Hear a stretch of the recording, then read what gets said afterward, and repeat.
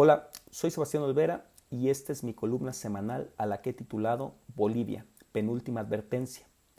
El pasado 28 de junio se llevó a cabo una intentona de golpe de Estado contra el gobierno de Luis Arce en Bolivia.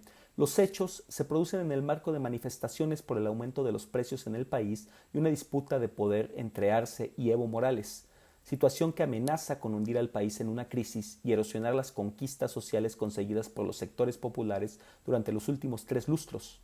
Pero, ¿qué pasa en Bolivia y hacia dónde van las cosas ahí? Para entenderlo considero necesario poner atención en dos cuestiones. Por un lado, la crisis política con epicentro en el partido oficialista Movimiento al Socialismo Más, y por la otra, las repercusiones sociales de la latente recesión económica que azotan al país. Crisis política. Evo Morales llegó al poder en 2006 gracias al impulso de diversos movimientos sociales que lucharon desde finales del siglo pasado contra políticas neoliberales promovidas por los gobiernos anteriores. Durante su gobierno, que va de 2006 a 2019, Morales empujó una agenda de reformas que le ganaron gran popularidad. Entre ellas promulgó una nueva constitución que reconocía el carácter pluriétnico del país y nacionalizó los hidrocarburos. Implementó además una política social de corte asistencialista que redujo la tasa de incidencia de pobreza en 11 puntos, algo verdaderamente notable. No obstante, el régimen rápidamente comenzó a llenarse de contradicciones. La proyección mesiánica de Evo Morales propició una rápida burocratización del MAS, que suplantó la organización y las iniciativas desde la base social. Para colmo, Evo Morales detonó una crisis de legitimidad al perder un referéndum que convocó en 2016 para poder presentarse nuevamente a elecciones. Ignorando los resultados de ese referéndum, Morales apeló al Tribunal Constitucional y efectivamente se presentó en los comicios de 2019. Lo anterior desató diversas protestas impulsadas por unas clases medias urbanas antievistas que acusaban fraude. Esta situación fue aprovechada por la derecha para asestar un golpe de Estado que obligó a Evo a renunciar y partir al exilio. Lo anterior, sin embargo, no trajo la moderación de los sectores golpistas.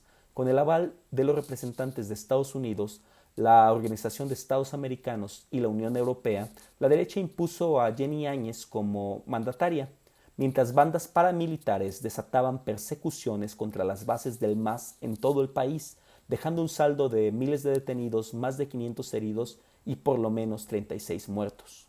Tras meses de inestabilidad, en 2020, por fin, la presión popular hizo que se celebraran las elecciones presidenciales en las que fue electo Luis Arce, antiguo ministro de Economía de Morales. La victoria significó el parcial repliegue de la derecha, pero no el fin de la crisis política. Evo Morales regresó al país en un intento por retomar el poder, lo que desencadenó un conflicto con Arce. En 2023, Morales anunció su candidatura única por el MAS para los próximos comicios de 2025, invalidando así a Arce para postularse a un segundo periodo. En este contexto de confrontación entre ambos grupos, Juan José Zúñiga, comandante de las Fuerzas Armadas del gobierno de Luis Arce, declaró estar dispuesto a usar todos los medios a su alcance para detener a Morales. Como corolario de esa amenaza, Zúñiga se presentó en la Casa del Pueblo el pasado 26 de junio comandando una unidad del ejército y dispuesto a dar un golpe. Afortunadamente la intentona fue frustrada por el gobierno y cientos de personas que se unieron para mostrar que no permitirían más sucesos como los de 2019. Con todo, la calma no llega a Bolivia. Ahora se debate sobre si lo sucedido fue un autogolpe o no, mientras las disputas intestinas del MAS continúan. Ahora bien, veamos el segundo factor, los problemas económicos. La mencionada crisis política se está desarrollando en el marco de profundos problemas económicos. La política social del Estado boliviano se ha basado desde 2006 en las regalías que deja la exportación de gas. Sin embargo, cuando los precios internacionales comenzaron a caer en 2010, el gobierno no contrajo su gasto, decidió en su lugar financiar el déficit con deuda, así como con sus reservas de oro y divisas. La situación social es precaria a tal punto que incluso en la capital es difícil conseguir combustible. La falta de combustible encarece todos los demás precios, golpeando directamente a las mayorías. De ahí las manifestaciones que se han generado orgánicamente a manera de protesta desde el año pasado. Como consecuencia, hoy los niveles de aprobación del gobierno de Arce están apenas por encima del 30%. La tormenta perfecta producto de una crisis política y la recesión latente ponen en vilo a Bolivia. En este escenario, un MAS dividido no parece capaz de lograr otra victoria electoral en 2025. Incluso, la unidad del partido y el apoyo a Morales como virtual candidato único no aseguran una victoria consistente, y por si fuera poco, la derecha continúa al acecho.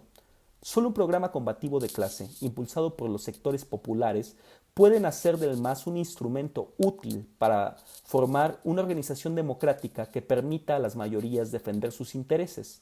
Esperemos que las masas puedan sortear todos los obstáculos y lograrlo. La doble crisis boliviana es un penúltimo llamado de advertencia.